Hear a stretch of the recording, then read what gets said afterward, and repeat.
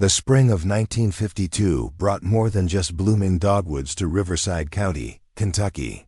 It brought desperation so thick you could taste it in the morning air, mixed with the sweet scent of bluegrass and the distant thunder of hooves on the training tracks. In a small farmhouse on the outskirts of Millbrook, 5 young women huddled together in what had once been their family's parlor, now stripped bare of everything valuable except their mother's Bible and a faded photograph of happier times. Before we jump back in, tell us where you're tuning in from. And if this story touches you, make sure you're subscribed, because tomorrow, I've saved something extra special for you. William Thompson had always been a dreamer, the kind of man who saw fortune in every sunset and victory in every coin flip.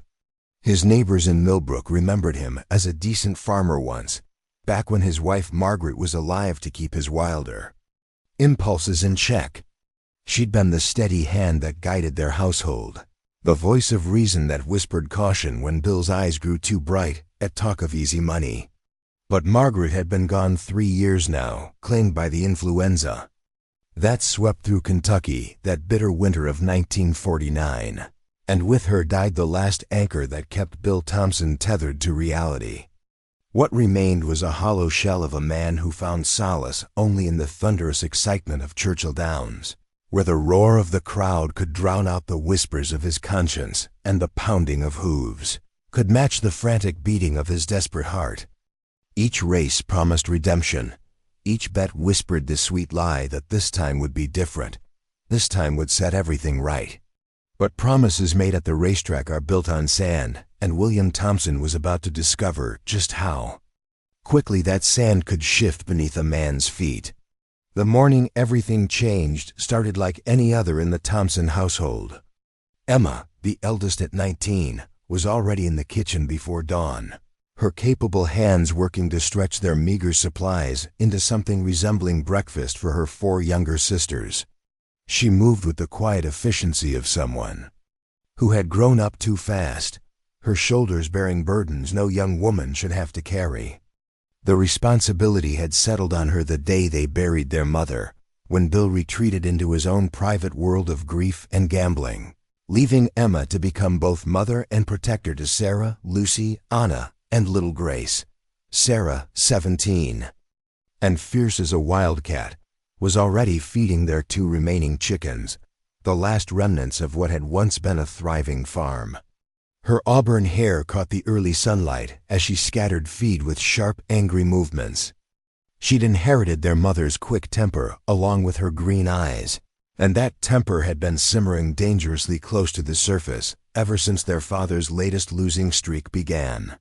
Lucy, 15 and bookish, sat at the kitchen table, helping 13-year-old Anna with her arithmetic, both girls pretending not to notice how their breakfast portions had grown smaller each day.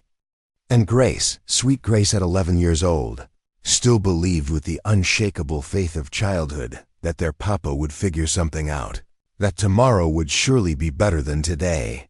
None of them noticed the black automobile that pulled up their rutted drive just as the morning mist was beginning to lift. None of them saw the 2 men in expensive suits who stepped out, their faces carrying the cold professionalism of debt collectors who had long since stopped caring about the human cost of their work. Victor Blackwood emerged from the passenger seat, his silver hair gleaming in the morning sun, his pale blue eyes surveying the Thompson property with the calculating gaze of a man appraising livestock. Behind him, his associate Eddie Morrison unfolded his considerable bulk from the driver's seat, cracking his knuckles in a gesture that had preceded violence on more occasions than the law would have approved. Inside the house, Bill Thompson sat at his kitchen table staring at a piece of paper that might as well have been his death warrant. The numbers swam before his bloodshot eyes, each figure representing another bad bet, another foolish decision, another step closer to the abyss. He dug for himself and his family. $17,000.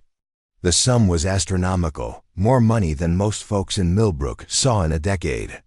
It was the accumulated weight of 3 years of desperate gambling, each loss chasing the last in an endless spiral that had finally reached its inevitable conclusion. The knock at the door came soft but insistent, and Bill's hands trembled as he folded the paper and shoved it into his shirt pocket. He knew who it would be before he opened the door. Victor Blackwood's reputation preceded him throughout the racing circuit, whispered in the same tones men used to discuss natural disasters or acts of God. He was a collector of debts and other things, a man who took what was owed him regardless of the human cost, and his patience with William Thompson had finally reached its end. Emma appeared in the doorway between the kitchen and the parlor, her flour-dusted apron tied around her waist, concern creasing her young features as she watched her father approach the door with the shuffling gait of a condemned man. Something in his posture set off every alarm bell in her head, the same instincts that had kept their family afloat during the worst of their father's decline, now screaming warnings she couldn't yet understand. The door opened to reveal Victor Blackwood in all his terrible elegance, his tailored suit immaculate despite the dusty country road, his smile carrying all the warmth of a winter grave. Behind him, Eddie Morrison loomed like a mountain of muscle and barely contained violence, his small eyes cataloging every detail of the Thompson home with professional interest. "William," Blackwood said, his voice cultured and smooth as aged. "Whiskey. I trust you've had time to consider our previous conversation." His gaze moved past Bill to take in Emma standing frozen in the doorway, then shifted to catalog the other daughters as they appeared one by one, drawn by curiosity and the unmistakable scent of danger that had invaded their home. Bill's mouth worked soundlessly for a moment before words finally emerged, cracked and desperate. "Mr. Blackwood, I appreciate you coming all this way, but I need more time. I've got some leads, some opportunities that might pan out. Time." Blackwood interrupted with the gentle patience of a snake preparing to strike. "Is a luxury you exhausted months ago, William. We've been more than generous, more than patient. But generosity, like time, has its limits." He stepped into the house without invitation, his pale eyes taking in every detail of their reduced circumstances, the empty spaces where furniture had once stood, the careful patches in the girls' dresses, the hollow-eyed look of a family living on hope and stubbornness. Emma felt something cold settle in her stomach as she watched this stranger appraise their home like a buyer at an auction. There was something predatory in his manner, something that made her want to gather her sisters and run for the woods behind their house. But there was nowhere to run, nowhere to hide from the weight of her father's choices, and she remained frozen in place as the conversation continued around her. "The debt stands at $17,000. Blackwood continued conversationally, as if discussing the weather rather than a sum that represented financial ruin. "Plus interest, of course, and certain administrative fees that have accumulated over the months of your—" Bill Thompson's debt had finally caught up with him. Victor Blackwood stood in the middle of their worn living room, smiling with a chill that cut deeper than any winter wind. "By my estimate, you now owe me just over $22,000, he said, the number crashing into the room like a thunderclap. Sarah gasped from the kitchen doorway, and Emma felt the strength drain from her legs as the truth of their situation took hold. Her father's reckless choices had doomed them. For a family like theirs, $22,000 might as well have been $20 million. Bill looked crushed. The confidence he had tried to maintain crumbled as he whispered, "I don't have it. I don't know how I'm going to get it." But Blackwood wasn't concerned. "Oh, but you do," he replied smoothly. "You have assets, William, valuable ones."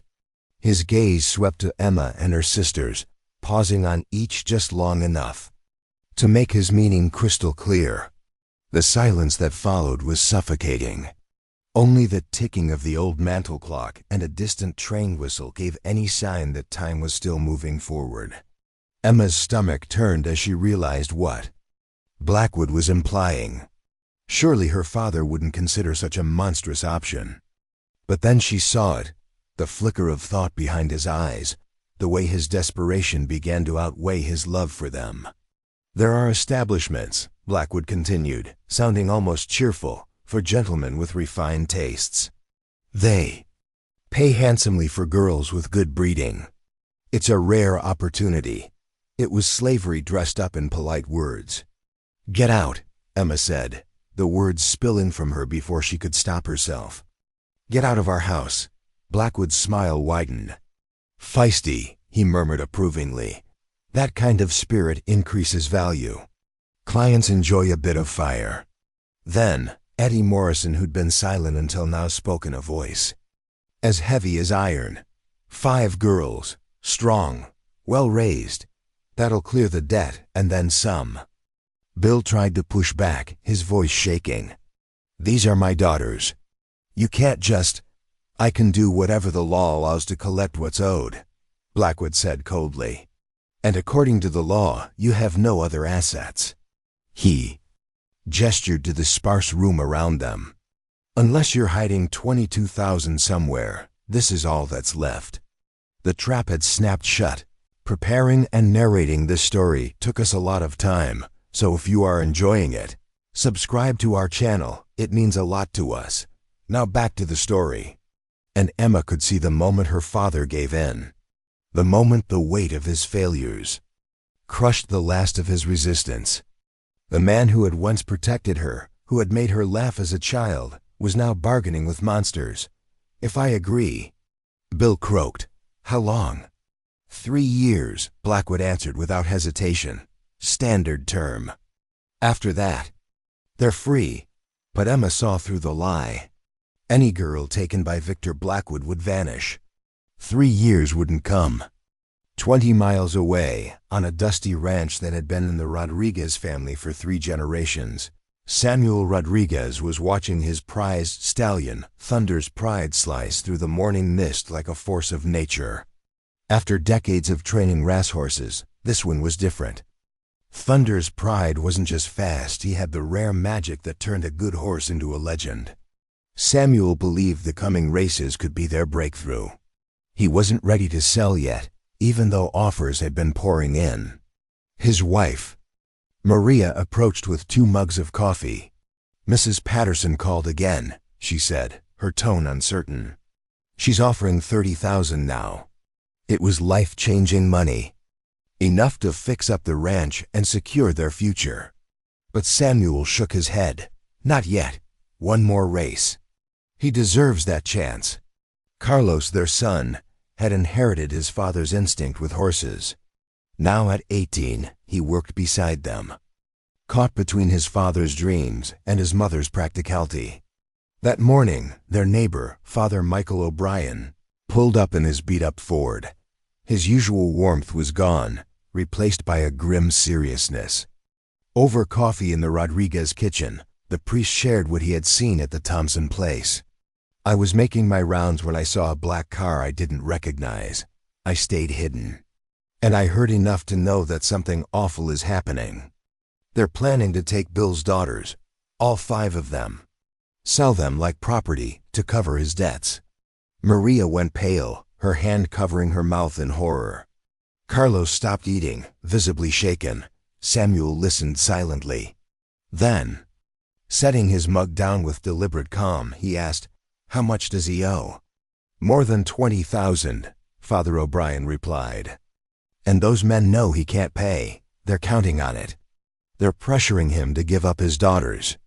Thunder's Pride shifted uneasily in the paddock outside, as if sensing that the world was tipping on its axis. And the Rodriguez's good, honest people now stood at a crossroads that would test the very core of who they were. Maria moved to stand behind her husband's chair, her hands resting on his shoulders in a gesture that spoke of 30 years of marriage and shared burdens. "Samuel," she said softly, and he could hear everything she wasn't saying in the way she spoke his name. She knew what he was thinking, knew the calculations already running through his practical mind, and she was afraid of what those calculations might lead him to do. "Thunder's Pride," Samuel said quietly, voicing what they were all thinking. "If we could win the Derby qualifiers, if we could prove what he's worth." He trailed off, but the implication hung in the air between them, like smoke from a dying fire. Carlos spoke for the first time since Father O'Brien's revelation, his young voice tight with emotion. "Papa, you can't be thinking of selling Thunder's pride, not for strangers. Not when you've worked your whole life for a horse like him." It was Father O'Brien who answered, his voice gentle but firm. "Sometimes, son, God asks us to sacrifice what we love most to protect what matters more. Those girls have no one else to speak for them, no one else who might have the means to help." Samuel rose from the table and walked to the window overlooking Thunder's Pride's paddock. The stallion stood in the morning sunlight like a living sculpture, his black coat rippling with the power that could carry him to Derby glory and Samuel to the fulfillment of his lifetime dream. But in his mind, Samuel could see 5 young women facing a fate worse than death, their futures being bartered away by a father too weak to protect them and a system too corrupt to intervene. "How long do we have?" he asked without turning. "From the window." "From what I overheard," Father O'Brien replied, "they're giving Thompson until noon tomorrow to make his decision. If he refuses, they'll take the girls anyway and claim them as collateral for the debt. 24 hours. Samuel closed his eyes and did calculations that had nothing to do with horse racing and everything to do with the kind of man he'd promised his late father he would become. His family's ranch was worth perhaps $15,000 if they could find a buyer quickly. Their savings account held another $3,000. Thunder's Pride, with his proven bloodlines and Derby potential, could bring $30,000. Or more from Mrs. Patterson, who had been waiting patiently for Samuel to accept reality and sell. "Mama," Carlos said suddenly, his voice stronger now, "remember what grandfather used to say about how a man's wealth isn't measured by what he keeps but by what he's willing to give up for others." Maria's eyes filled with tears as she recognized her father-in-law's words coming from her son's lips. The old man had built their ranch from nothing, working sunrise to sunset to give his family something lasting, something meaningful. But he'd also been the kind of man who'd give his last dollar to a neighbor in need, who'd measured success by the respect of his community rather than the balance in his bank account. Samuel turned from the window to find his family watching him with expressions that mixed fear and pride in equal measure. They knew what he was thinking, knew what he was preparing to sacrifice, and they were waiting to see what kind of man he would choose to be in this moment of testing. "Father," Samuel said quietly, "can you get word to this Blackwood fellow? Tell him there might be another way to resolve Mr. Thompson's debt situation. Tell him Samuel Rodriguez would like to have a conversation about terms and conditions." The priest nodded slowly, understanding flowing between them like water finding its level. "And if he agrees to meet?" Samuel looked once more at Thunder's Pride, memorizing the way the morning light played across the horse's magnificent form, storing up the image against the certainty that after tomorrow, both their dreams would belong to someone else. "Then we're going to teach some city folk what country justice looks like," he said with quiet determination. "One way or another, those girls are going home to their family tonight." The morning sun climbed higher over Riverside County, bringing with it a day that would test the souls of everyone involved. A day when ordinary people would be asked to make extraordinary choices, and when the true measure of character would be written not in victory or defeat, but in the courage to stand up for what was right regardless of the cost. In the Thompson farmhouse, 5 sisters huddled together while their father faced the most shameful decision of his life. At the Rodriguez ranch, a family prepared to sacrifice their dreams for the welfare of strangers.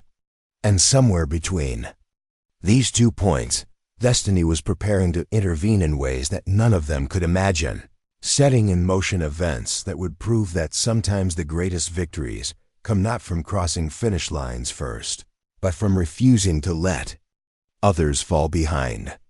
The Riverside Inn sat at the crossroads where the county highway met the old coach road, a weathered establishment that had seen better days, but still commanded respect as neutral ground for conducting business that required discretion. Its oak-paneled Walls had witnessed handshake, deals worth fortunes, and heard confessions that would have scandalized the good people of Millbrook, making it the perfect venue for the kind of conversation Samuel Rodriguez knew he needed to have. Victor Blackwood arrived precisely at 3 o'clock, his black Cadillac purring to a stop under the inn's covered entrance, like a predatory cat settling into position. He emerged from the vehicle with the fluid grace of a man accustomed to power, his silver hair immaculate despite the afternoon humidity that was already wilting the collars of lesser men. Eddie Morrison followed 2 steps behind, his massive frame dwarfing even the inn's substantial doorway as they made their way into the dimly lit interior. Samuel had claimed a corner table where his back could rest against solid wall and his eyes could survey the entire room, habits learned during his time in the European theater, where survival often depended on knowing who was behind you. He dressed carefully for this meeting, wearing his best suit despite the heat, understanding that respect was often measured in small gestures and careful attention to detail. Beside him sat Judge Henry Mitchell, a man whose presence lent legal weight to whatever agreements might be reached, and Dr. James Harrison, whose medical practice had made him wealthy enough to serve as witness to substantial transactions. Father O'Brien had worked swiftly through his network of contacts to arrange this meeting, calling in favors and invoking moral obligations with the skill of a man who'd spent decades tending to his community's spiritual needs. The priest sat quietly at a separate table, ostensibly reading his breviary, but actually serving as Samuel's insurance policy should the conversation take an ugly turn. Blackwood approached their table with the confident stride of a man who'd never encountered a problem that sufficient money couldn't solve, his pale eyes cataloging each face with the clinical precision of a doctor examining specimens. He extended a manicured hand toward Samuel, who rose to accept it while measuring the strength of the grip and the steadiness of the gaze that accompanied it. "Mr. Rodriguez," Blackwood said, his cultured voice carrying just enough warmth to seem genuine. "Without actually meaning it, Father O'Brien tells me you have a proposition regarding the Thompson matter. I confess myself intrigued by what a horse trainer might contribute to such discussions." Samuel gestured toward the empty chairs across from him, waiting until both men were seated before settling back into his own place. The ritual of positioning and politeness completed, he leaned forward slightly, his weathered hands folded on the table's scarred surface. "Mr. Thompson owes you $22,000, Samuel said without preamble, his voice carrying the quiet authority of a man who'd made difficult decisions under fire. "I'm prepared to settle that debt in full today, in exchange for his complete release from any further obligation to you or your organization." The offer hung in the air between them like smoke from a discharged pistol, and Samuel watched Blackwood's face for the telltale signs of surprise or calculation that might reveal the man's true priorities.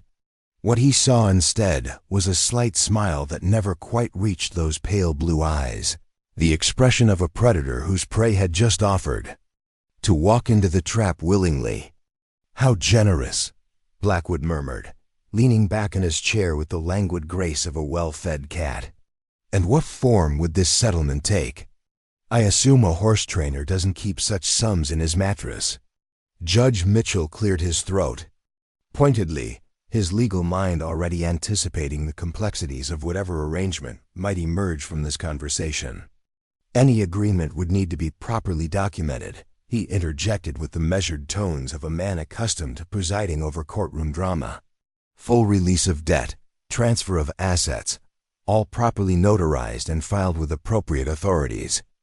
Dr. Harrison nodded his agreement, his presence serving as both witness and guarantee that Samuel's offer carried the backing of respectable members of the community.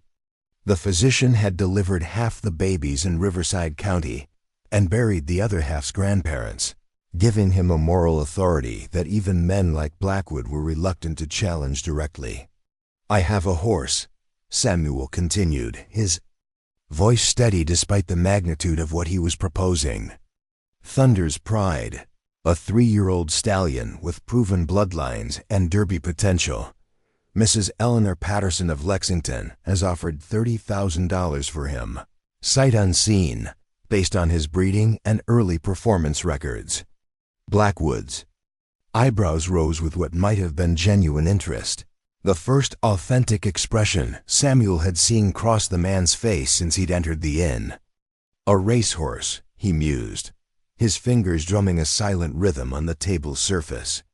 An interesting proposition, Mr. Rodriguez, but hardly practical for my needs. Ideal in liquid assets, immediate returns, not potential that might or might not materialize at some future date. The horse races this Saturday at Churchill Downs, Samuel replied with quiet confidence. Derby qualifying race with substantial purse money and breeding rights implications. Win or lose, Mrs. Patterson's offer stands, guaranteed by First National Bank of Lexington. He reached into his jacket and withdrew a folded document, placing it on the table between them. Certified letter of credit, dated yesterday, confirming funds availability. Eddie Morrison spoke for the first time, his voice a low rumble that seemed to emanate from somewhere deep in his barrel chest. Saturday's only 5 days away, he observed with the tone of a man stating obvious facts. What happens if the horse breaks a leg, gets sick, don't perform like expected? Samuel had anticipated this question, had spent sleepless hours the previous night calculating odds and contingencies with the methodical precision that had kept him alive through 2 years of European combat. I put up my ranch as additional collateral, he said simply. $15,000 in assessed value, clear title, no liens or encumbrances. Combined with the horse, more than enough to cover Thompson's debt with interest. The silence that followed was broken only by the distant sound of traffic on the county highway and the soft whisper of Father O'Brien turning pages in his breviary. Blackwood steepled his fingers beneath his chin, studying Samuel with the calculating gaze of a man weighing profit against risk, immediate gratification against long-term gain. You're asking me to accept payment in the form of assets that might prove worthless, Blackwood said finally, his voice carrying a note of what might have been admiration for Samuel's audacity. A horse that might lose, a ranch in the middle of nowhere that might not sell. Why would I take such risks when I have guaranteed assets already within my grasp? It was Judge Mitchell who answered, his legal training providing insight into motivations that went beyond simple arithmetic. Because those assets come with complications, the judge said with quiet authority. Public attention, legal scrutiny. Questions from federal authorities who take a dim view of human trafficking enterprises.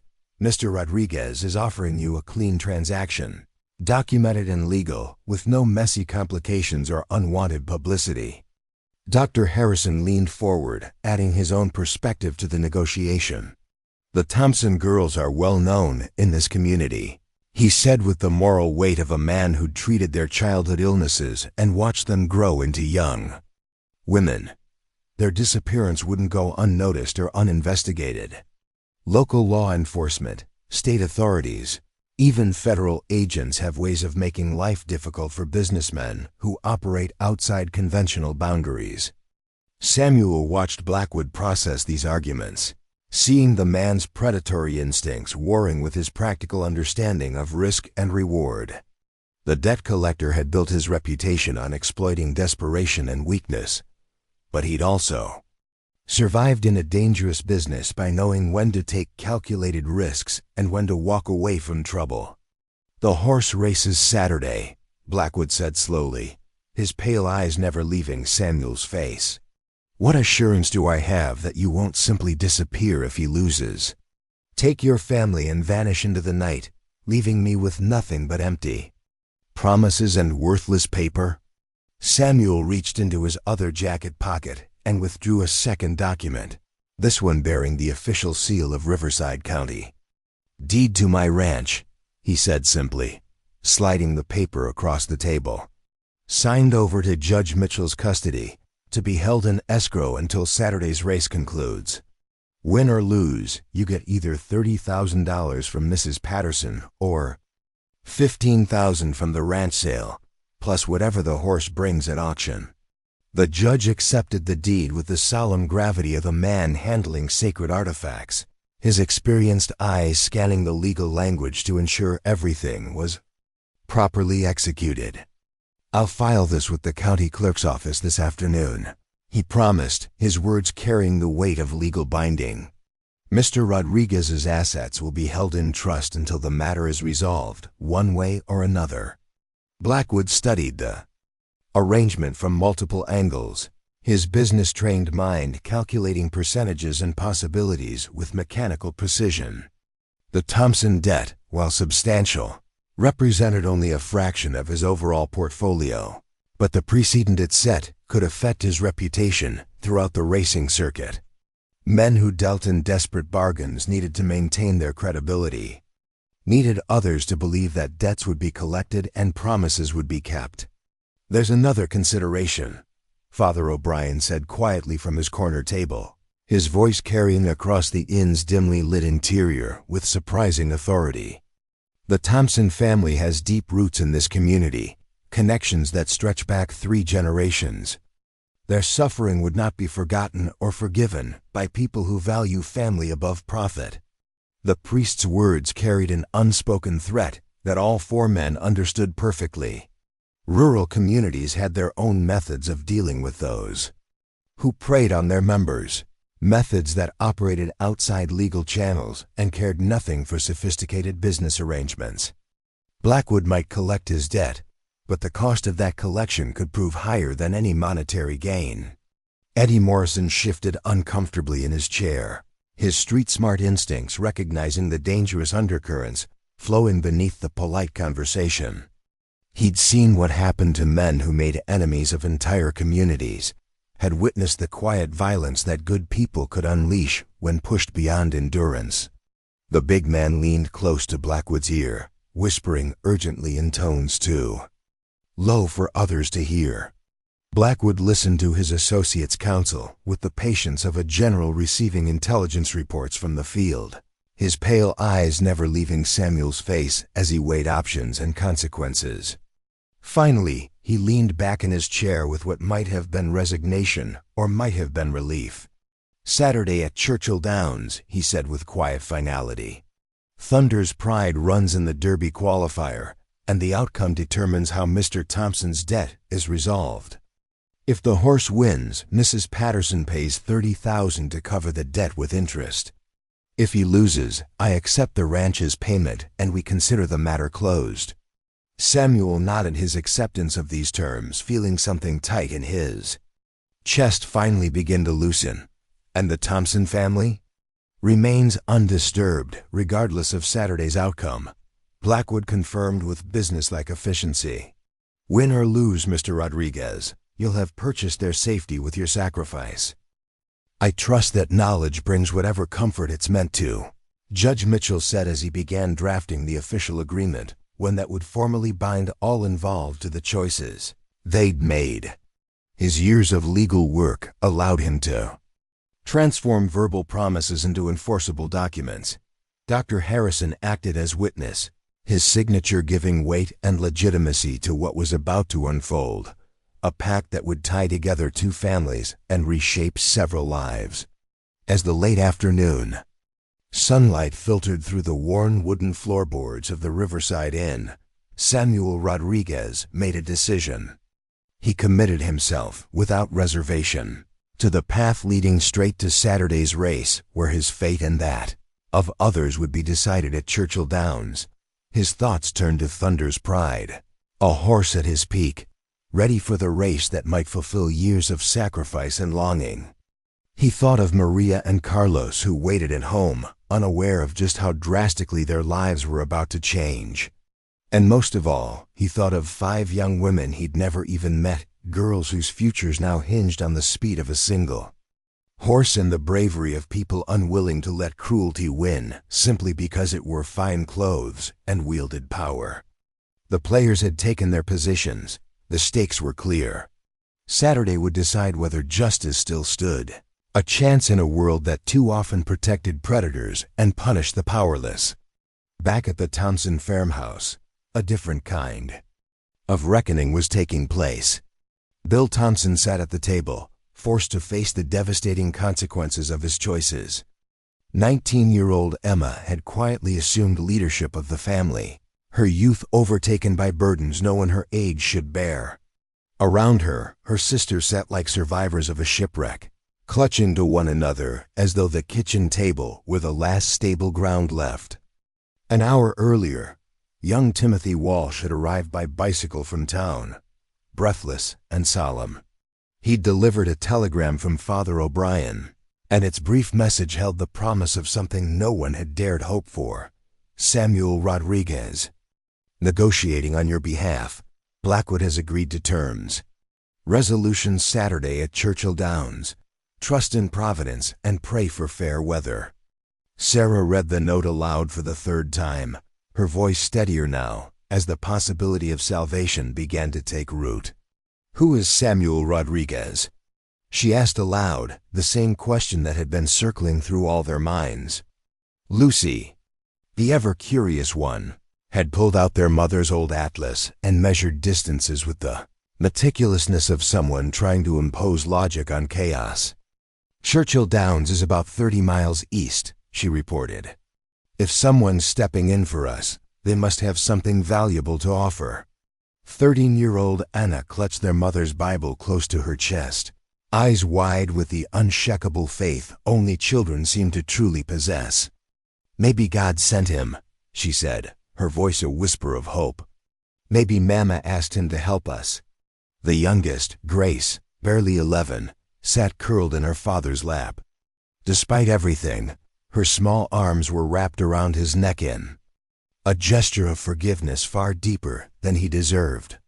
Papa, she asked, her voice as clear and steady as a bell, are we going to be okay now?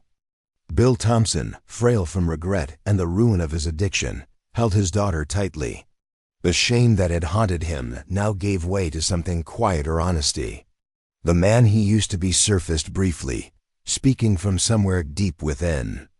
I don't know, sweetheart, he murmured into her hair. I've made mistakes, bad ones. Hurt this family in ways I don't know how to fix. But maybe there are still good people in the world. People who help not because they have to, but because they can. Emma stood and walked to the window, staring out at the landscape as if it might offer answers. Her hands gripped the sill, steady and strong, like the rest of her. Years of hardship had made her durable in ways most people never needed to be. We need to find out more about this Samuel Rodriguez, she said, her voice all resolve. If he's putting something on the line for us, we should know who he is and why he'd do it. Answers arrived 20 minutes later. Dr. Harrison stepped into their kitchen, his face tired but kind. He'd driven straight from the Riverside Inn, determined to speak to the family himself.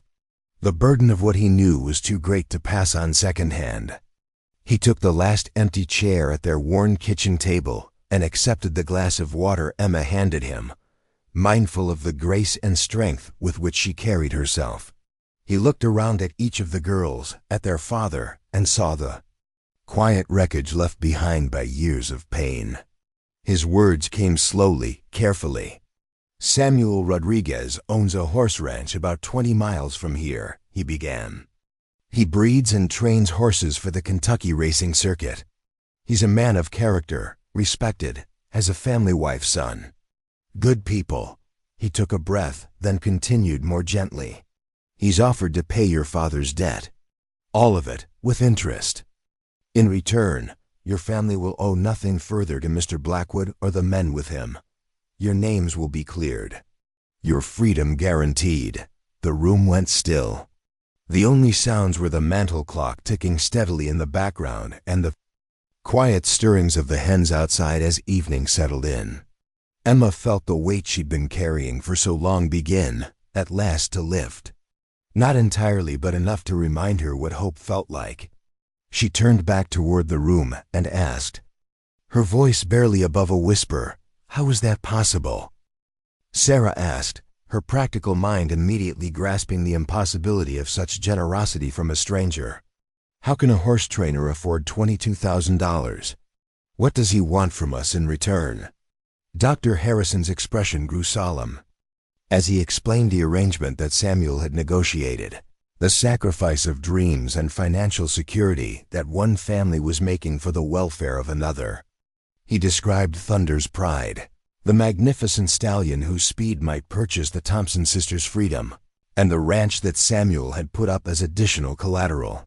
He's risking everything he's worked for his entire life, the doctor concluded, his voice heavy with admiration and concern.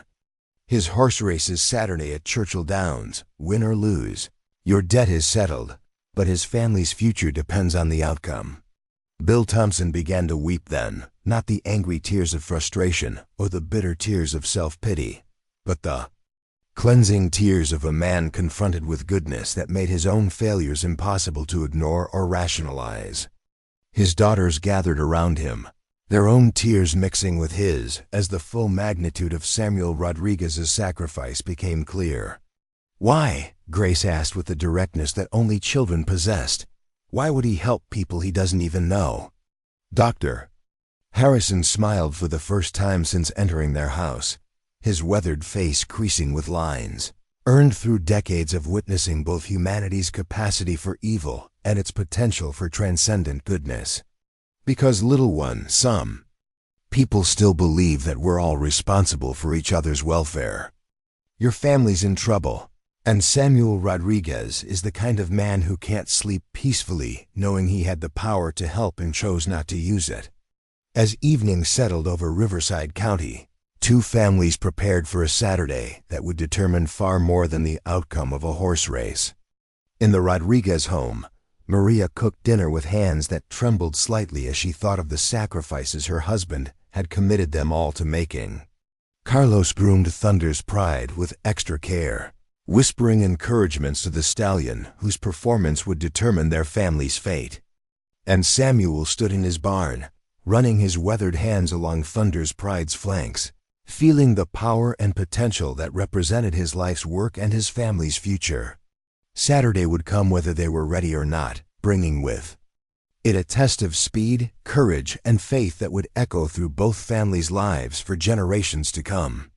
The stage was set, the players had chosen their positions, and somewhere in the distance, destiny was preparing to render its verdict on the proposition that good people could still triumph over evil when they found the courage to risk everything for the welfare of others. The Wednesday morning sun cast long shadows across the Rodriguez ranch as Samuel emerged from the barn, his face bearing the weight of sleepless nights and impossible decisions. Thunder's Pride stood in the training paddock, his black coat gleaming like polished obsidian in the early light, every muscle and sinew speaking of power barely contained. The stallion sensed the tension that had settled over the ranch like morning fog, his ears pricking forward at sounds that carried meanings beyond human understanding. Maria Rodriguez stood at the kitchen window, her hands wrapped around a coffee cup that had long since grown cold, watching her husband move through his morning routine with mechanical precision. 31 years of marriage had taught her to read the subtle signs of distress that Samuel tried so hard to hide from the world. The way his shoulders carried themselves just slightly higher than normal, the careful deliberateness of movements that should have been natural, the manner in which his eyes avoided meeting hers across the breakfast table, all spoke of a man wrestling with consequences that extended far beyond their family's immediate welfare. Carlos had risen before dawn to begin Thunder's Pride's preparation for Saturday's race, his 18-year-old hands working with the skill of someone who'd grown up understanding horses as naturally as breathing. The young man possessed his father's gift for reading the subtle communications that passed between human and animal, and he could sense that Thunder's Pride was approaching peak condition at precisely the moment when everything depended on his performance. The morning's first visitor arrived in a cloud of dust raised by wheels that had traveled hard roads to reach the Rodriguez property. Sheriff Robert Davis emerged from his patrol car with the measured gait of a lawman who'd spent 20 years learning when to hurry and when to take his time. His weathered face bore the expression of a man carrying news that he'd rather not deliver, and his presence at the ranch could mean only one thing. "Samuel," the sheriff called as he approached the paddock where Thunder's pride was taking his morning exercise, his voice carrying the formal tone that peace officers used when personal relationships had to yield to professional responsibilities. "Need to have a word with you about developments in the Thompson situation." The two men had known each other since childhood, had attended the same one-room schoolhouse and courted girls at the same church socials, but the badge on Davis's chest created distances that friendship couldn't always bridge. Samuel secured Thunder's pride's lead rope to the paddock fence and walked toward the sheriff with the steady pace of a man who'd learned not to rush toward trouble, but never to run from it either. "What kind of developments?"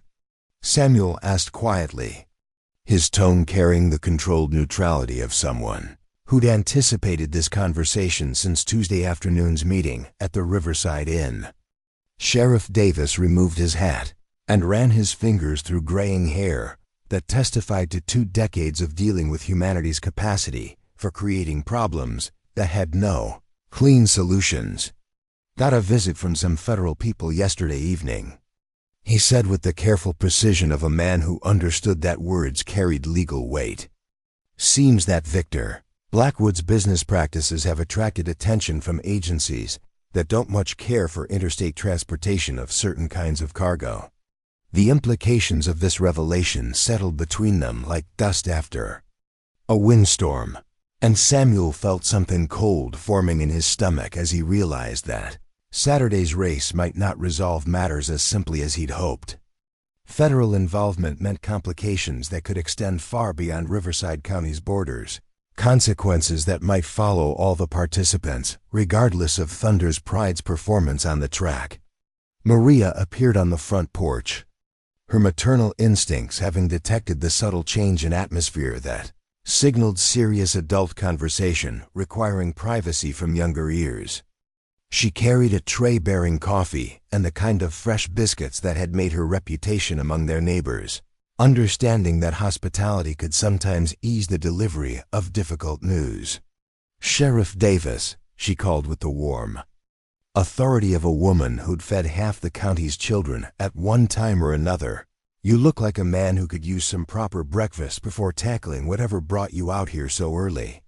The lawman accepted her invitation with the grateful relief of someone who'd been dreading this conversation since the previous evening, when men in expensive suits had appeared at his office with credentials that demanded cooperation and questions that suggested investigations extending far beyond local jurisdiction. They gathered around the kitchen table where generations of Rodriguez family decisions had been discussed and debated, the worn wood bearing the scars and stains of countless meals shared in times of joy and sorrow. Carlos joined them after securing Thunder's pride in his stall, his young face bearing the kind of serious expression that came from understanding that adult conversations sometimes determined the course of entire lives. Sheriff Davis accepted Maria's coffee with hands that trembled slightly, betraying nerves that his professional demeanor couldn't quite conceal. "The federal agents who visited me represent something called the Interstate Commerce Commission." He began with the careful cadence of a man repeating information he'd memorized rather than understood. "Seems they've been tracking Victor Blackwood's organization for months, building cases against what they call human trafficking enterprises." Samuel leaned back in his chair, his mind immediately grasping the complexity of what the sheriff was revealing. If Blackwood was under federal investigation, then any agreement reached on Tuesday might prove meaningless in the face of larger legal proceedings that could sweep up everyone involved as witnesses, victims, or potential accomplices. "What does this mean for Saturday's arrangement?" Carlos asked with the directness of youth, his practical mind cutting through the legal complexities to focus on immediate concerns. "Does the race still matter if the federal government is involved?" Sheriff Davis set down his coffee cup and reached into his shirt pocket, withdrawing a folded document that bore official seals and carried the weight of federal authority. That's where things get complicated, he admitted with the resignation of a local lawman who discovered that his jurisdiction extended only so far as federal interests allowed. The agents want everyone involved in Tuesday's meeting to remain available for questioning. They're particularly interested in the financial arrangements that were discussed.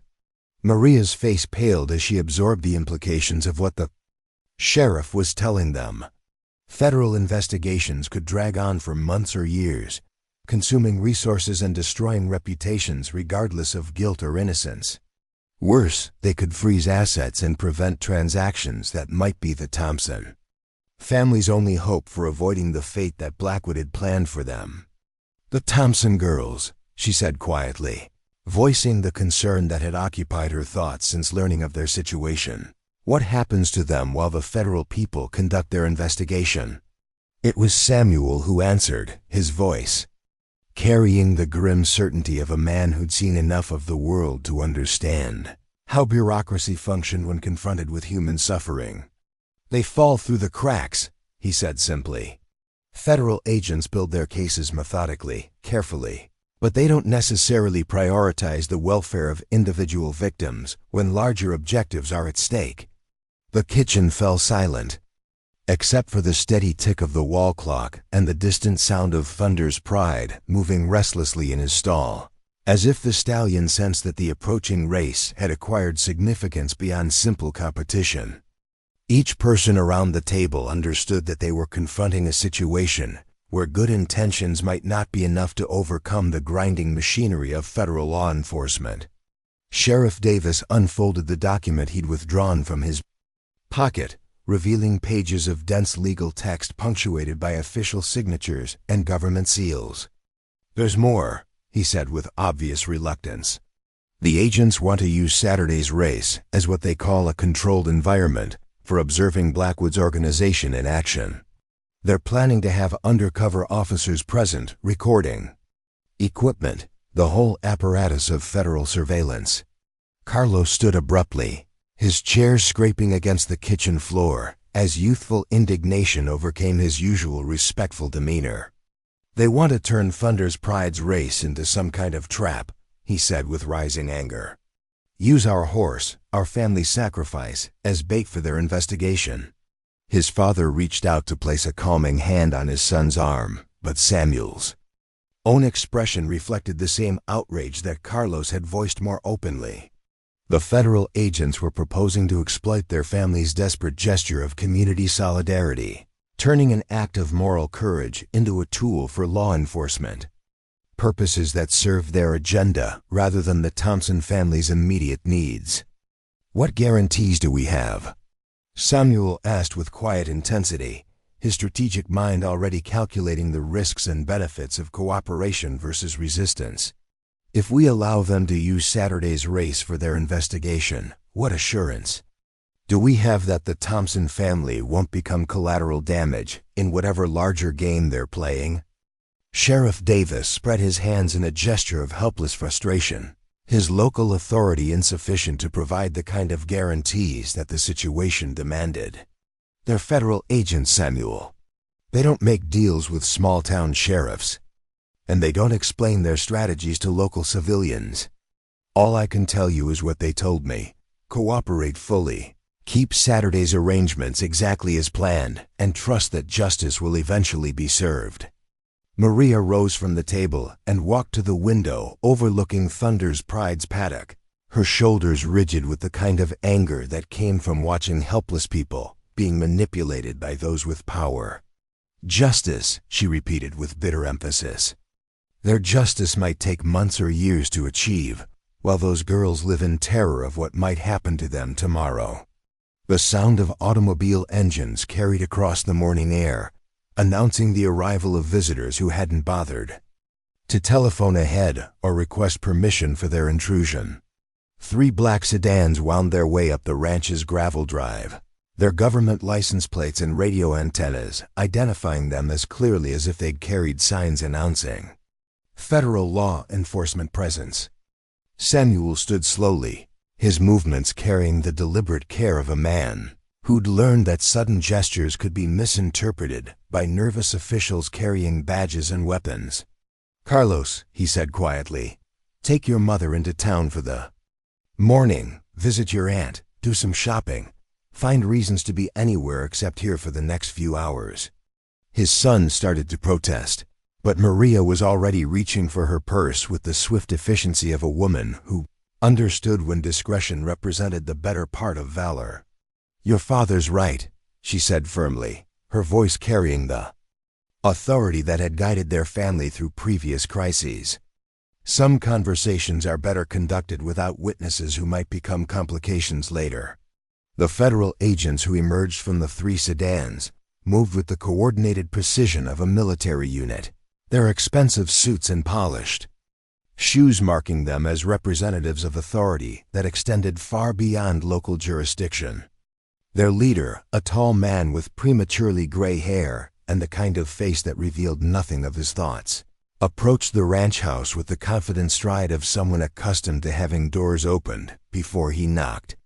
Samuel met them on the front porch, understanding that the location of their conversation would establish the tone for everything that followed.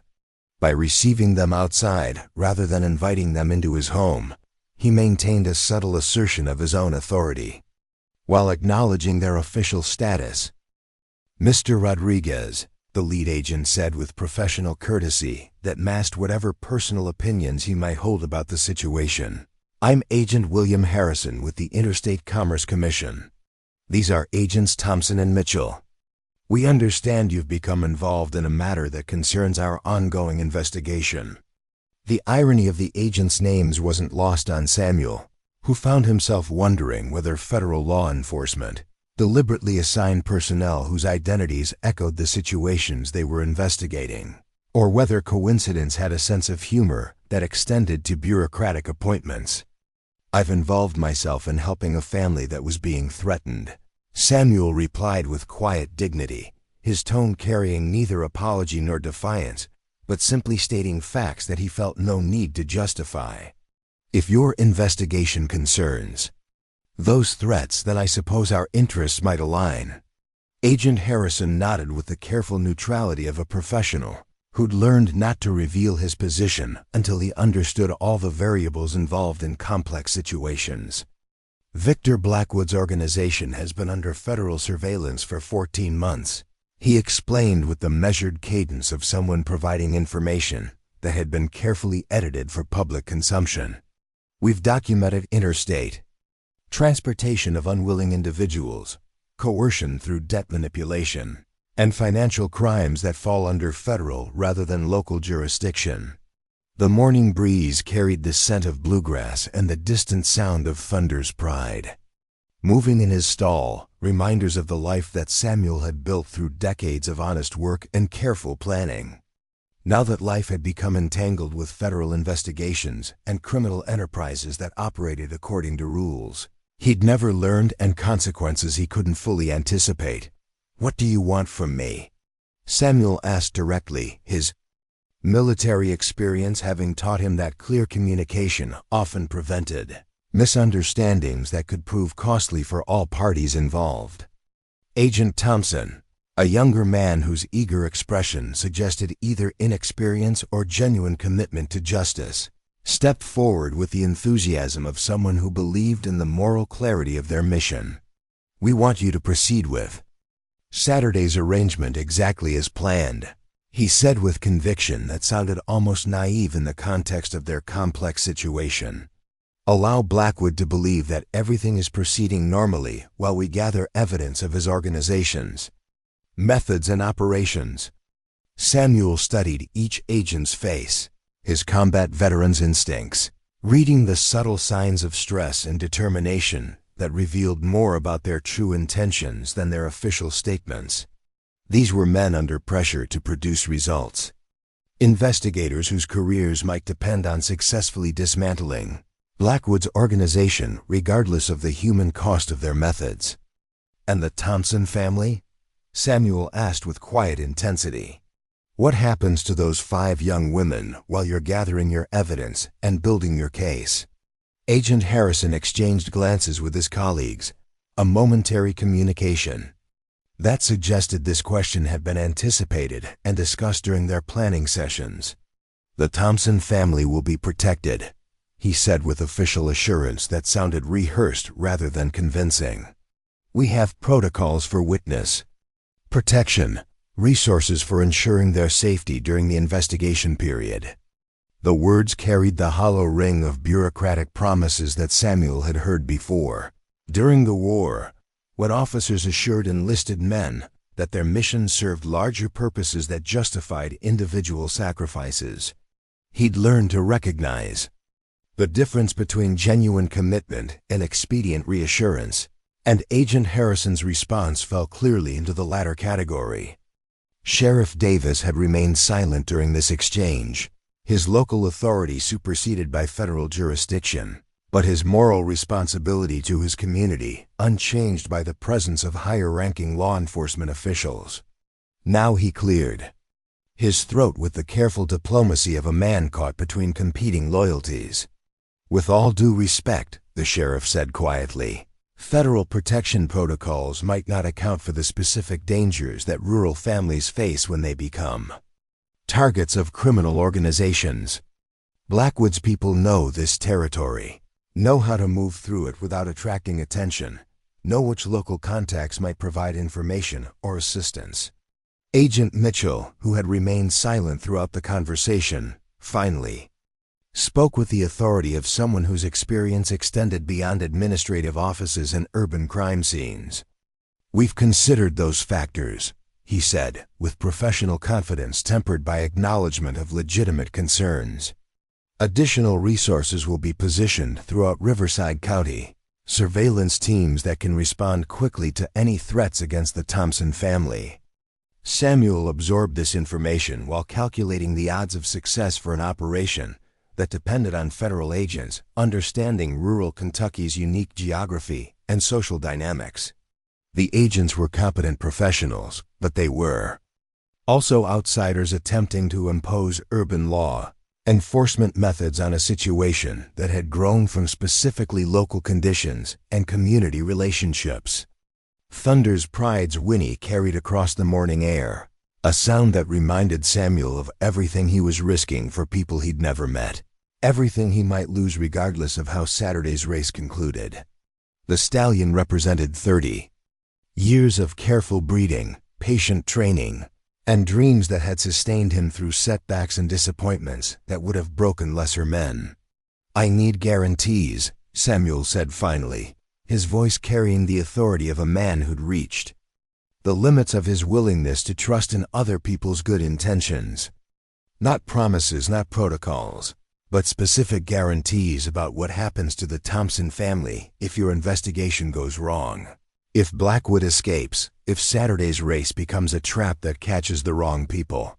The agents exchanged looks that suggested this demand had exceeded their authorization to make binding commitments, and Samuel realized that he was confronting the fundamental limitation of federal law enforcement, their inability to prioritize individual welfare over institutional objectives. The morning sun climbed higher over Riverside County, burning off the mist and revealing the stark clarity of choices that would determine multiple families' futures. Saturday's race would proceed as planned, but now it carried the additional weight of federal surveillance and criminal investigation, transforming a gesture of community solidarity into something far more complex and dangerous. In the growing heat of the day, Samuel Rodriguez stood on his front porch facing representatives of federal authority, knowing that his next words would commit his family to a course of action whose consequences extended far beyond anything he could control or predict.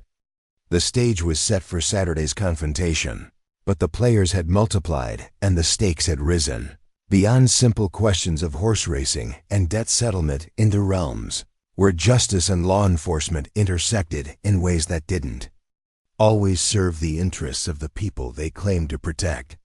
Saturday morning arrived with the kind of crystalline clarity that racing enthusiasts interpreted as Providence smiling on their endeavors.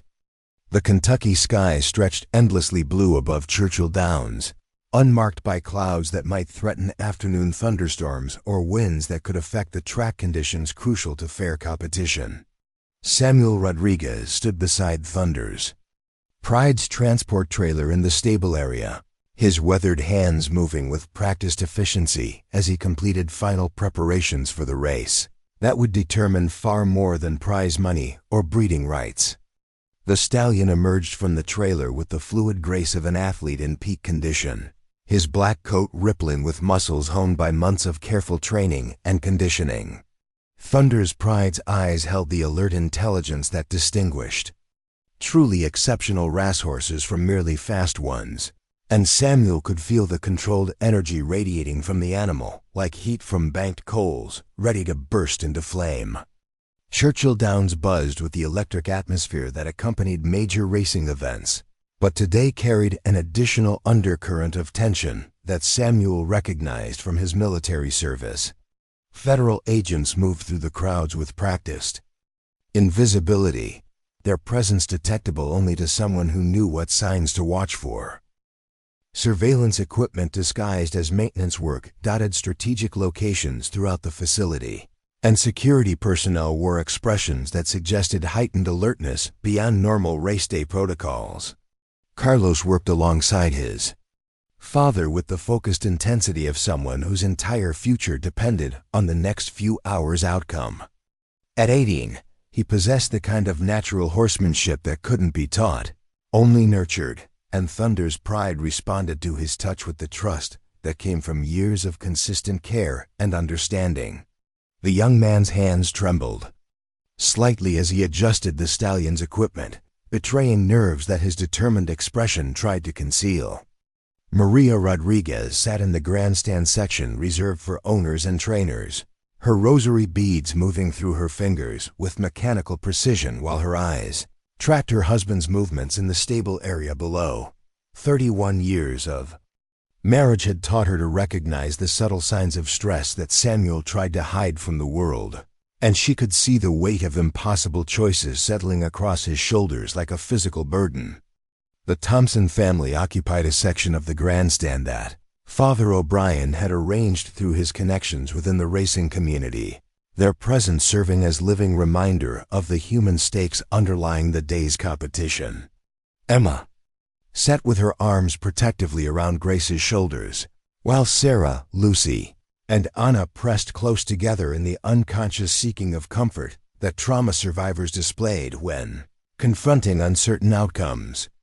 Bill Thompson had declined to attend the race, his shame too overwhelming to permit witnessing other people's sacrifices for his failures.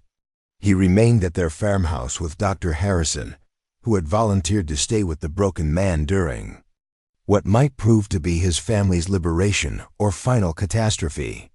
The physician's medical training had taught him to recognize the signs of complete psychological collapse, and Bill Thompson teetered dangerously close to that precipice. Victor Blackwood arrived at Churchill Downs with the studied elegance of a successful businessman attending an important social function, his silver hair immaculate despite the morning heat that was already causing lesser men to loosen their ties and remove their jackets. Eddie Morrison flanked him with the vigilant attention of a professional bodyguard, his small eyes constantly scanning crowds for potential threats or opportunities that might affect their employer's interests. The debt collector had accepted Samuel's challenge with the calculating patience of a predator, confident in the ultimate outcome, regardless of Saturday's specific results. Win or lose, Blackwood would collect something of value from the day's events, whether through the agreed-upon arrangement or through alternative methods that his organization had perfected over years of collecting debts from desperate people.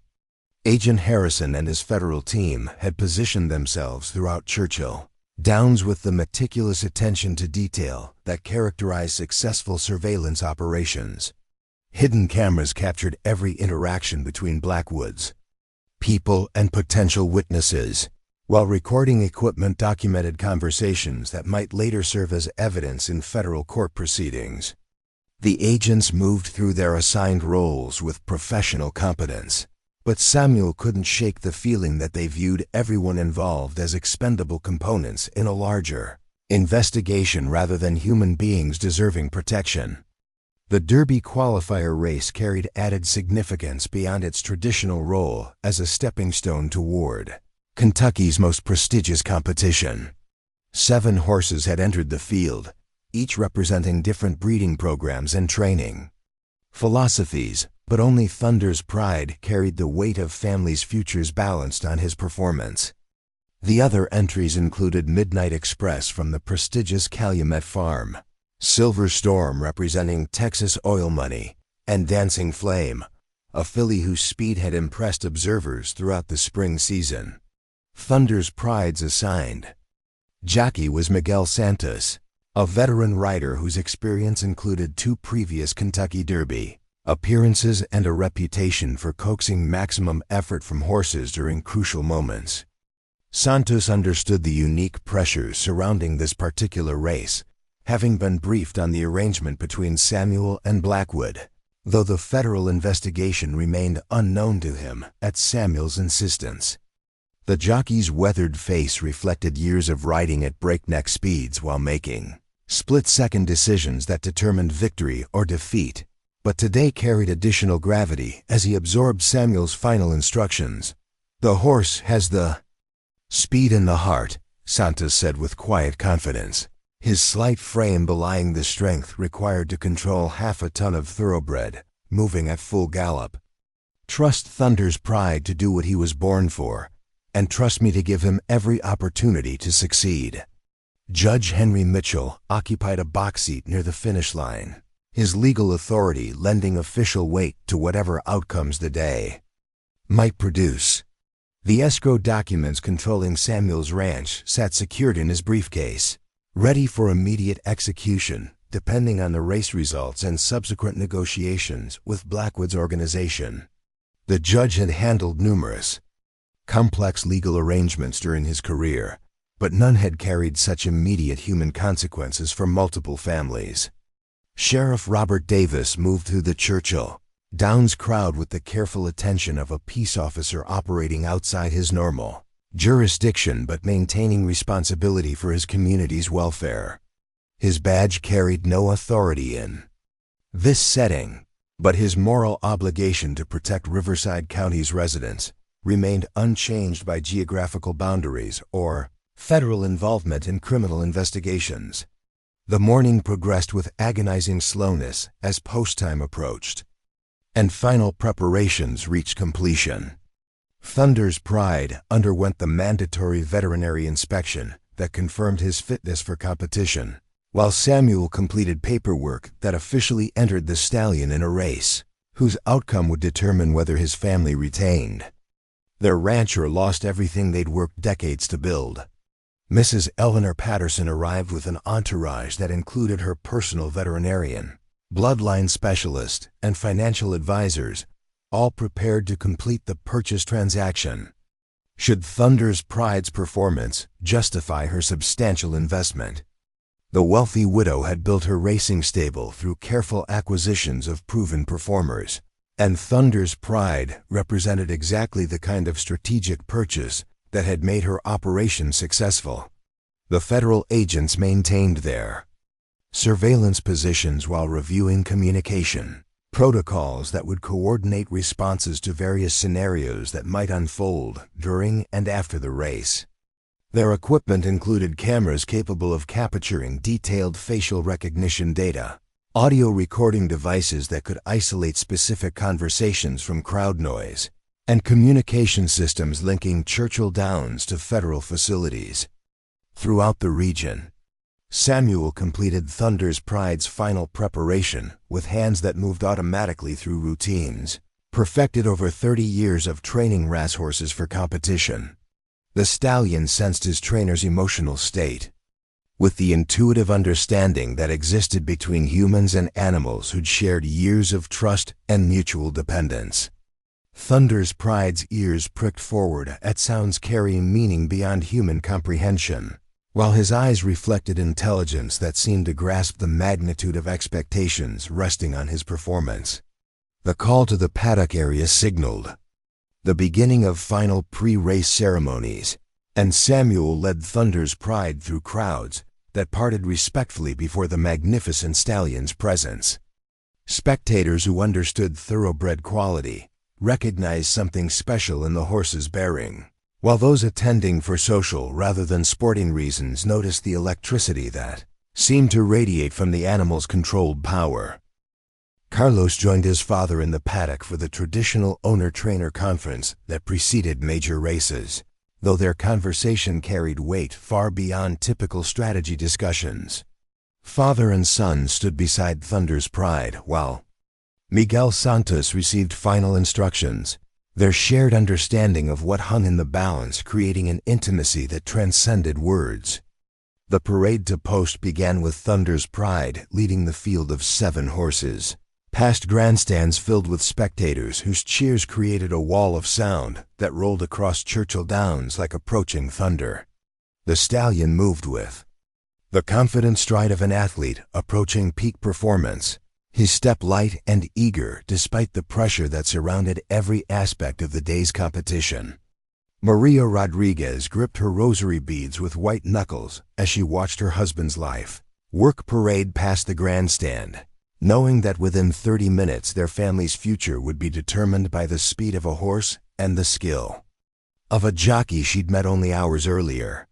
Her prayers mixed English and Spanish in the unconscious reversion to childhood, faith that crisis often produced in people raised within strong religious traditions. The Thompson sisters pressed close together as Thunder's Pride passed their section of the grandstand, their young faces reflecting mixtures of hope and terror that came from understanding how completely their welfare depended on the performance of an animal they'd never seen before this morning. Emma held Grace tightly while Sarah gripped Lucy and Anna's hands, creating a chain of mutual support that would either celebrate liberation or mourn continued captivity within the hour. Victor Blackwood watched the parade with the calculating detachment of a businessman evaluating investment opportunities, his pale eyes tracking Thunder's Pride's movement while his mind calculated odds and alternatives that would ensure profitable outcomes regardless of the race results. Eddie Morrison stood slightly behind his employer, his massive frame creating a zone of intimidation that discouraged casual approaches from other spectators. The horses reached the starting gate area where final preparations would determine their positioning for the 1.1/8 race that represented Thunder's Pride's chance at Derby qualification and Samuel Rodriguez's final gamble on behalf of strangers who'd become the focus of his family's sacrifice. Track conditions remained ideal, with a fast surface that would favor horses capable of maintaining speed throughout the demanding distance. Samuel exchanged final words with Miguel Santos as Thunder's Pride entered his assigned starting position, the veteran jockey's calm demeanor providing reassurance that professional competence would guide the stallion through whatever challenges the race might present. The trainer's weathered hands touched his horse's neck one final time, conveying confidence and affection that 30 years of partnership had built between them. The starting gate's mechanical precision aligned 7 thoroughbreds in perfect formation while track officials completed final safety checks that would ensure fair competition. Churchill Downs fell silent, except for the distant murmur of crowd conversation and the nervous stamping of horses eager to begin the race that would determine their places in racing hierarchy. Thunder's Pride settled into starting position with the composed readiness of an athlete who'd trained his entire life for this moment, his black coat gleaming with conditioning that spoke of months of careful preparation and genetic advantages inherited from generations of champions. The stallion's eyes reflected intelligence and determination that transcended simple animal instinct, suggesting awareness of expectations that surrounded his performance. Miguel Santos adjusted his position in Thunder's Pride's saddle while reviewing the race strategy that he and Samuel had developed through careful study of the competition and track conditions. The jockey's experience included victories in similar situations where single races determined multiple destinies, and his steady hands conveyed confidence that would guide the stallion through whatever challenges the next few minutes might present. Federal agents positioned throughout Churchill Downs activated recording equipment that would capture every aspect of post-race negotiations between Samuel Rodriguez and Victor Blackwood's organization, their surveillance operation reaching culmination. As the starting gate prepared to release 7 horses toward a finish line that would determine outcomes, extending far beyond simple racing results. The track announcer's voice echoed across Churchill Downs with traditional ceremony that preceded major racing events, his words carrying across grandstands, filled with spectators whose attention focused on horses and jockeys preparing for competition. That would be remembered long after prize money had been spent and trophies had gathered dust.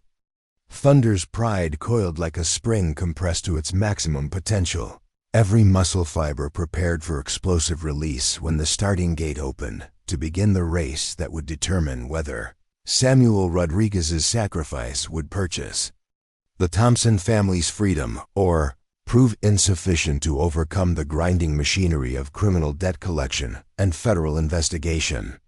The starting gate's bell shattered the afternoon silence with metallic finality, releasing 7 thoroughbreds into the Kentucky sunshine like arrows shot from a giant bow.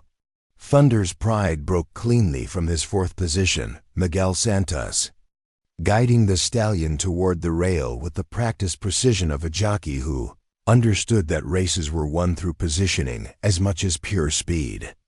The field moved as one organism through the first turn, hooves thundering against packed earth while riders made split-second calculations that would determine their chances over the grueling mile and 1/8 distance. Thunder's pride settled into 3rd position behind Midnight Express and Silver Storm, his black coat already gleaming with the light sweat that indicated a horse warming to his work. Samuel Rodriguez gripped the paddock rail with knuckles that had turned white from pressure, his trained eye tracking Thunder's pride's movement while his heart hammered with the desperate rhythm of a man whose entire world depended on the next 2 minutes. Beside him, Carlos whispered prayers in Spanish learned at his grandmother's knee, while Maria's rosary beads clicked through her fingers with mechanical precision. The first quarter mile passed in a respectable 23 seconds, fast enough to indicate serious competition, but controlled enough to preserve energy for the stretch run that would determine the race's outcome. Thunder's pride moved with the fluid grace that Samuel had recognized from the stallion's first training sessions, each stride covering ground with efficiency that spoke of perfect conditioning and natural talent. In the grandstand, Emma Thompson held Grace so tightly that the 11-year-old squirmed in protest, while Sarah gripped the rail with hands that reflected the same desperate tension her father had displayed during his worst gambling episodes. The sisters understood that they were watching their future unfold at 35 miles per hour, their fate tied to an animal they'd never seen before this morning. Victor Blackwood observed the race through expensive binoculars, his pale eyes tracking Thunder's pride's position while his mind calculated odds that extended far beyond simple wagering. Win or lose, the debt collector had positioned himself to profit from the day's events, though his preferred outcome remained the stallion's defeat and Samuel Rodriguez's subsequent financial ruin. The federal agents scattered throughout Churchill Downs maintained their surveillance positions while monitoring communications that would coordinate responses to whatever post-race negotiations might unfold. Agent Harrison spoke quietly into his concealed microphone, updating headquarters on developments that might affect their investigation into Blackwood's interstate criminal activities. Thunder's pride entered the backstretch running easily in 3rd position, his breathing steady despite the increasing pace that indicated serious competition developing among the field's leaders. Miguel Santos felt the stallion's power gathering beneath him like a coiled spring, waiting for the moment when tactical considerations would give way to pure speed and determination. Midnight Express held the lead through a half-mile in 46 seconds, pressed closely by Silver Storm, while Dancing Flame made her move along the outside rail. The pace had quickened sufficiently to eliminate the weaker horses from serious contention, leaving 4 animals with realistic chances of victory as they approached the far turn that would set up the strive. Samuel's military training helped him recognize the tactical situation developing on the track, where positioning and timing would prove as crucial as raw speed in determining the race's outcome. Thunder's pride remained perfectly placed to strike when Miguel Santos chose his moment, but the window of opportunity would be measured in seconds rather than minutes. The crowd's roar built steadily as the field approached the 3/4 pole, where serious racing would begin, and the previous 7 furlongs would prove either adequate preparation or insufficient foundation for the demanding finish. Thunder's pride's ears pricked forward as he sensed the increasing urgency transmitted through his jockey's hands and seat. Carlos grabbed his father's arm as Thunder's pride began his move, the stallion switching to his outside foot and lengthening his stride with the acceleration that had made him famous on smaller tracks throughout Kentucky. Miguel Santos crouched low over the horse's neck, his hands providing guidance while allowing Thunder's pride to find his own rhythm for the drive to the finish line. The turn for home revealed the race's true character as 4 horses separated themselves from the field in a driving finish that would be decided by heart as much as speed. Midnight Express clung to a diminishing lead while Silver Storm challenged on his inside. Dancing Flame threatened from the outside, and Thunder's pride launched his bid along the rail with a burst of speed that electrified the grandstand crowd. Maria Rodriguez rose from her seat as Thunder's pride drew alongside the leaders, her prayers shifting from Spanish to English and back, again in the unconscious mixing of languages that extreme emotion often produced. She could see her husband's dreams incarnated in the stallion's powerful stride. 30 years of patient work and careful planning reduced to the next 30 seconds of competition. Thunder's pride seized the lead with 1/8 of a mile remaining, his black form pulling clear of the field with the authority of a champion claiming his birthright. Miguel Santos felt the stallion reach another gear entirely, the kind of acceleration that separated truly exceptional horses from merely fast ones, and he knew they were witnessing something special. The Thompson sisters screamed encouragement that mixed with 40,000 other voices raised an appreciation of athletic excellence pushed to its absolute limit. Even spectators who'd never seen Thunder's pride before recognized that they were watching a performance that would be remembered long after the day's other races had been forgotten. Victor Blackwood lowered his binoculars with an expression that revealed nothing of his thoughts, though Eddie Morrison's face reflected disappointment that their preferred outcome was slipping away with every stride. Thunder's pride took toward the finish line. The debt collector had built his reputation on collecting what was owed regardless of circumstances, but even he understood when events had moved beyond his control. Thunder's pride crossed the finish line 3 lengths ahead of Silver Storm, with Midnight Express fading to 3rd and Dancing Flame finishing a respectable 4th. The time of 1 minute and 48 seconds represented a new track record for the Derby qualifier distance, stamping Thunder's pride as a legitimate contender for the Kentucky Derby itself. Samuel Rodriguez felt his knees buckle with relief as the magnitude of victory penetrated the emotional numbness that had sustained him through 2 minutes of pure terror. Carlos caught his father's arm while Maria rushed down from the grandstand to embrace both men, her tears mixing joy and gratitude in equal proportions. Miguel Santos guided Thunder's pride through the traditional winner's circle ceremonies, the stallion's sides heaving with effort, but his eyes bright with the satisfaction that came from meeting every challenge the race had presented. The jockey's weathered face reflected pride in a job well done, though he understood that this victory carried significance far beyond typical racing success. Mrs. Eleanor Patterson approached Samuel with a check already prepared, her shrewd business sense having recognized Thunder's pride's exceptional performance and its implications for future racing success. $30,000, she said with genuine admiration, and worth every penny for a horse capable of that kind of finish. The federal agents moved into position as Victor Blackwood approached the winner's circle area, their recording equipment capturing every word of negotiations that would resolve the Thompson family situation while potentially providing evidence for criminal charges against the debt collectors organization. "Mr. Rodriguez," Blackwood said with professional courtesy that masked whatever personal feelings he might harbor about the afternoon's outcome, "it appears congratulations are in order. Your horse performed exactly as you promised he would."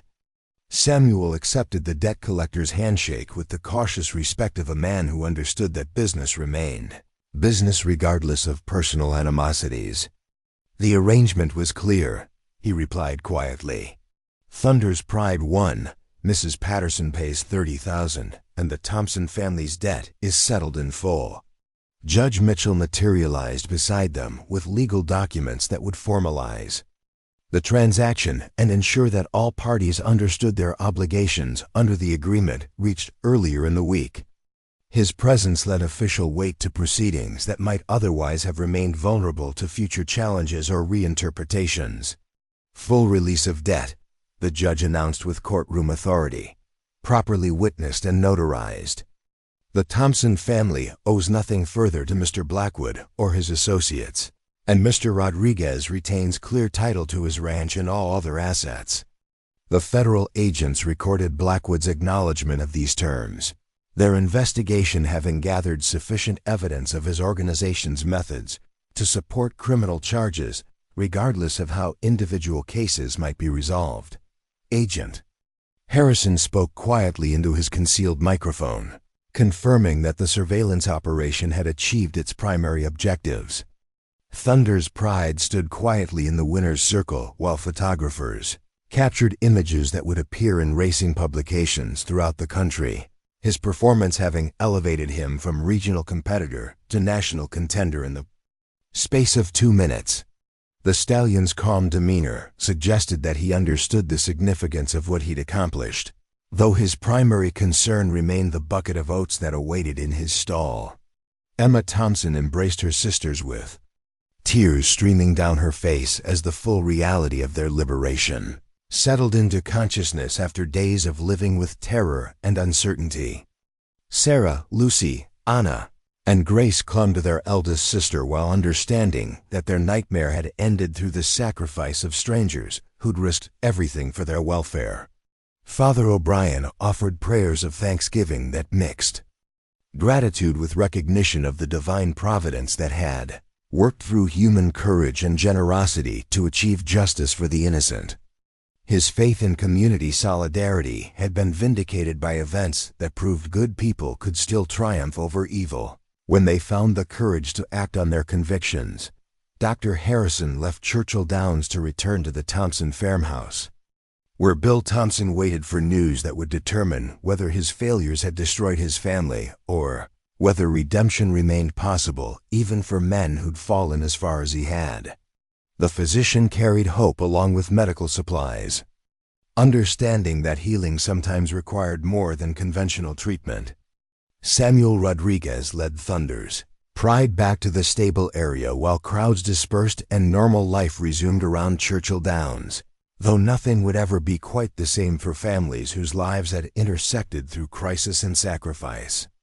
The stallion had earned his place among Kentucky's racing elite, but more importantly, he'd purchased freedom for 5 young women and demonstrated that ordinary people could achieve extraordinary things when necessity demanded heroic action. The evening sun cast long shadows across Riverside County as news of Thunder's Pride's victory spread through communities that had followed the story with the intensity that small towns reserve for events that reflected their deepest values. Church bells rang in celebration while neighbors gathered to share relief and pride at outcomes that vindicated faith in human goodness. Victor Blackwood departed Churchill Downs under federal surveillance that would culminate in arrests and prosecutions extending far beyond Kentucky's borders. His organization's methods finally exposed to legal scrutiny that would end careers built on exploiting desperate people. The debt collector had collected his final payment, though not in the form he'd originally intended.